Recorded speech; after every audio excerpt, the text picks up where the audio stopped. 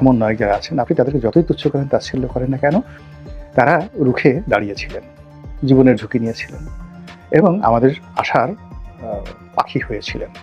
এই জন্য আমি তাদেরকে আবাবিল পাখি বলেছি, এখনো বলে যাচ্ছি, এবং আমি তাদেরকে নিয়ে কখনো সমালোচনা করিনি, করব না। ডক্টর মোহাম্মদ ইউনূসকে নিয়ে সমালোচনা করেছি, করে যাচ্ছি। এর কারণ হলো তিনি সেই সমালোচনাগুলো গ্রহণ করার মতো তার যোগ্যতা রয়েছে, এবং তার সঙ্গে আমার যে ব্যক্তিগত সম্পর্কটা ছিল এবং আছে, এই সম্পর্কের ভিত্তিতে আমি অনেক কথা তাকে বলতে পারি। আই কুড ওন হিম। তার জন্য আমার স্যাক্রিফাইস আছে, তার জন্য আমি অনেক কিছু করেছি, তিনিও আমার জন্য অনেক কিছু করেছেন। তো কাজেই তিনি সফল হন।